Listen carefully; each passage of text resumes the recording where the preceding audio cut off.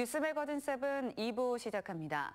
대전에서 코로나19 소규모 집단 감염이 계속되면서 인접한 옥천군이 한층 강화된 사회적 거리 두기에 들어갔습니다. 옥천이 뚫리면 도내 남부와 청주권까지 위험해질 수 있어 지역 방역 체계가 최대 고비를 맞고 있습니다. 구준회 기자입니다. 하루 한두 명에 그쳤던 대전의 코로나19 확진자 수가 지난달 중순 급증해 20일엔 10명까지 치솟습니다. 이후 1일 6명 안팎의 깜깜이 소규모 집단 감염 여진이 이어지고 있습니다. 불똥은 인접 지역으로 튀었습니다. 코로나 청정 지역이던 옥천에서 지난달 27일과 지난 3일 대전 105번 환자와 접촉했던 2명이 확진됐습니다. 옥천과 대전은 시내버스가 새벽부터 밤늦게까지 15분 간격으로 오갈 만큼 사실상 동일 생활권입니다. 대전에서 옥천에 있는 직장으로 출퇴근하는 인원만 하루 3,700명에 달하는 것으로 파악되고 있습니다. 옥천군은 이에 따라 2단계 강화된 사회적 거리 두기에 준해 방역을 강화했습니다.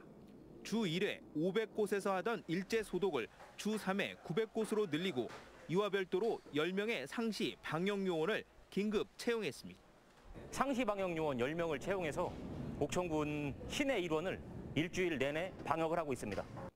군청과 부속기관 간 회의는 모두 영상회의로 대체 불필요한 접촉을 없앴습니다. 대전에 거주하는 직원이 원할 경우 군내 휴양림에 마련한 임시 숙소에 머물 수 있도록 했습니다. 공공관광지 9곳을 폐쇄했고 대전에서 많이 찾는 개인 카페나 휴양시설에도 방역 강화를 주문했습니다. 어린이집은 12일까지 휴원을 연장했습니다. PC방, 노래방, 그런 데가 좀 밀폐 공간이고 좀 불안하잖아요, 사실. 그런 쪽은 가능하면은 자제해줬으면. 대전발 소규모 집단 감염이 계속되면서 이웃한 옥천군과 군민들이 긴장의 끈을 놓지 못하고 있습니다. CJB 뉴스 구준혜입니다. 300명 넘는 대형 학원은 지난달 24일부터 고위험 시설로 분류돼 지켜야 할 방역 준수 사항이 많아졌습니다. 최근 전국적으로 코로나19가 재확산 조짐을 보이면서 교육당국이 대형 학원 긴급 점검에 나섰습니다. 김기수 기자가 취재했습니다. 점검반이 청주의 한 대형 학원에 들어갑니다. 손소독제와 체온계 비치 여부, 전자출입 명부까지 꼼꼼하게 확인합니다. 학생들 책상 같은 거 3회 이상 하셨다는 거 소독 대장 만들어 주셔야 돼요. 방역관리자도 지정을 해주셔야 되는데 그러면 대표님 되시는 거잖아요. 강의실과 독서실에선 수강생 간 2m 거리를 확인하고 마스크 착용 여부도 체크합니다. 코로나19가 전국적으로 재확산세를 보이면서 충청북도 교육청이 긴급 방역 점검에 나섰습니다. 정부가 고위험시설로 분류한 300인 이상 대형 학원이 대상입니다. 오는 14일까지 계도 기간을 거친 뒤 위반 사항이 확인되면 300만 원의 과태료를 부과하거나 구상권도 청구할 수 있습니다. 충청북도 교육청은 대형 학원뿐만 아니라 소규모 일반 학원에 대한 방역 점검에도 나설 계획입니다. 대형 학원이 정부의 감염 발생 위험이 높은 고위험 시설로 선정되어 수강생이 많이 모이는 밀집 지역, 감염의 위험성이 높아 철저한 방역이 필요합니다. 현재 도내에선 대형 학원을 포함해 3,100여 개의 학원이 운영 중입니다. CJB 뉴스 김기수입니다. 폐플라스틱 수집 업체들이 판매 가격 하락을 이유로 오는 9월부터 수거 중단을 선언했는데 청주시가 대상은 7개 아파트에 불과하고 파장도 적을 것이라고 전망했습니다. 그런데 업체들의 말은 좀 다릅니다. 조용관 기자가 취재했습니다. 청주의 한 아파트입니다.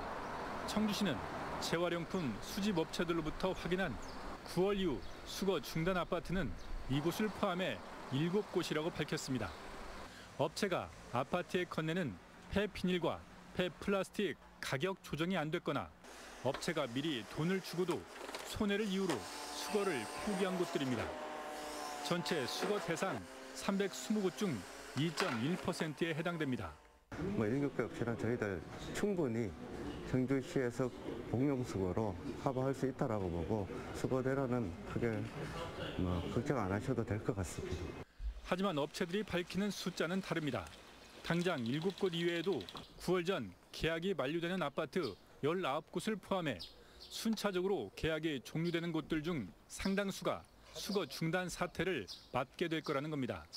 수거 거부 업체에 대한 행정처분 예고에 대해서도 날을 세우고 있습니다. 시는 시민 불편을 막기 위한 조치라는 반면 업체들은 운운하이 뺨 때리는 격이라며 반발하고 있습니다. 계약이 종료돼서 입찰이 계속 나오는 아파트들입니다. 여기에는 지금 현재 수지분반 업체와 저희 선별 업체들이 손해를 너무 많이 보기 때문에 아마 입찰을 다 포기를 할 겁니다. 청주시가 공공수거 방침까지 세운 가운데 수거 중단 아파트가 예상을 뛰어넘을 경우 일부 혼란은 불가피해 보입니다. CJB 뉴스 조윤광입니다.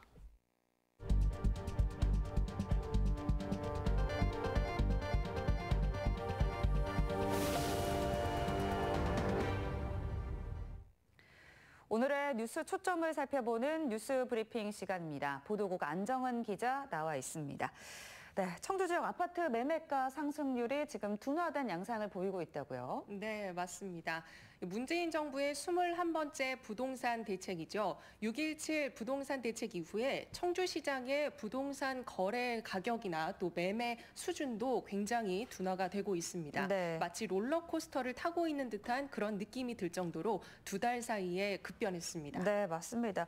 사실 그 오창의 방사관 가속기 유치가 성공이 됐을 때는 뭐 자고 일어나면 그 매매가가 계속 상승될 정도로 급등세를 많이 보였었는데요. 그럼 그 기세가 지금 다 꺾일 정도로 좀 급변한 건가요? 어떻습니까? 완전히 꺾였다라고 보기는 어렵지만 그래도 어느 정도 좀 미지근해졌다라고 평가할 수 있을 것 같습니다. 청주 지역의 아파트 매매 가격 상승률이 4월까지만 해도 0.1%를 밑돌았거든요. 네. 그런데 5월 첫째 주에 들어서면서 0.11%로 올라서더니 2주가 지나서는 0.6%, 6월 셋째 주인 15일에 접어들면서는 급기야 1.08%까지 급상승했습니다. 네. 그러다가 이틀 뒤인 6.17 부동산 대책이 발표된 이후 가격 변동폭이 반토막이 나더니 지난주에는 다시 0.1%대로 내려왔습니다.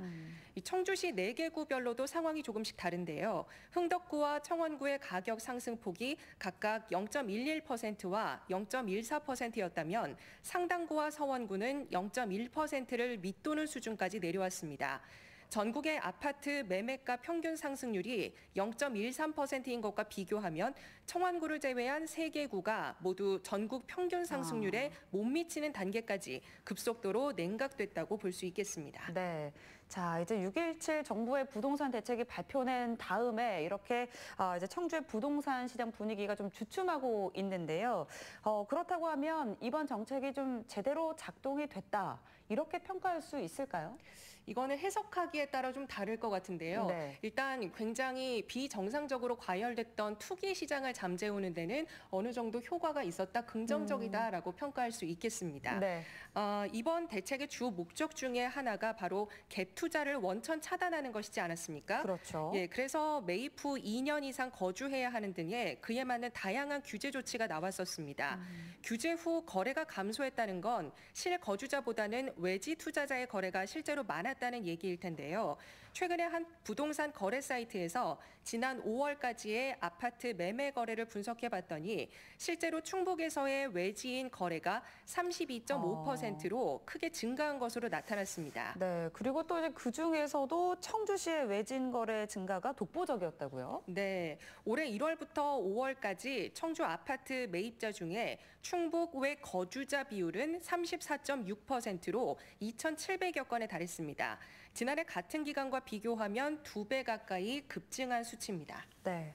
자, 그리고 또 청주 지역 4개 구 중에 특히나 이 갭 투자의 표적이 된 곳이 있다고 하는데요. 네, 바로 흥덕구의 이야기입니다. 네. 흥덕구 같은 경우에는 5월 아파트 매매 거래량이 1,080건 정도가 됐는데 이 중에서 외지인이 매입한 비중은 575건, 그러니까 53.3%로 절반을 넘어서는 수치입니다. 그러니까 한마디로 흥덕구에 있는 아파트의 절반 이상, 그러니까 두 채 중 한 채는 외지인이 갖고 있었다. 이렇게 평가할 수 있겠습니다. 네, 이 방사관 가속기가 유치되는 그러니까 오창 청원구인데 이 청원구보다도 훨씬 더 인기가 있었던 것으로 보입니다. 그러면 이 흥덕구에 이 외지인의 거래가 많았던 요인 뭐라고 보시는지요? 네, 일단 입지적인 요인이 좋은 곳이기 때문이 아닐까 싶은데요.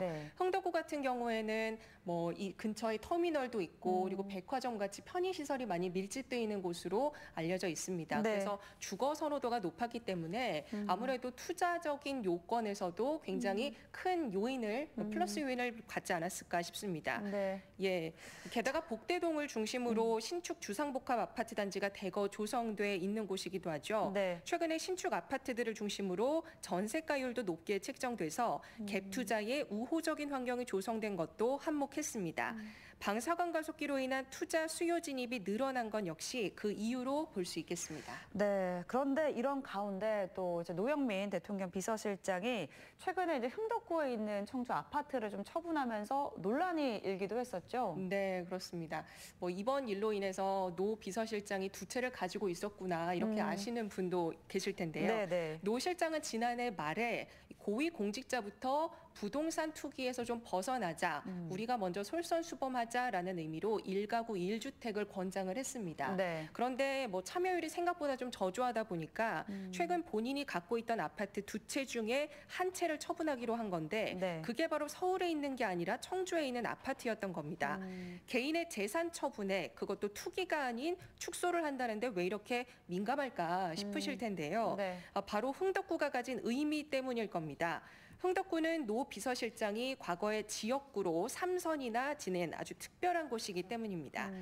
뭐 똘똘한 한 채를 남긴다라는 측면에 있어서는 뭐 경제적인 선택으로서 굉장히 탁월하다라고 볼 수 있을 겁니다. 그런데 노영민 비서실장의 입장에서는 정치적인 선택이라는 것도 있거든요. 예, 그래서 과연 이번 선택이 탁월한 선택이었느냐, 그리고 투자 가치가 있었던 선택이었느냐는 좀 끝까지 지켜봐야 하지 않을까 싶습니다. 네, 오늘은 여기까지 듣겠습니다. 안정훈 기자 수고하셨습니다.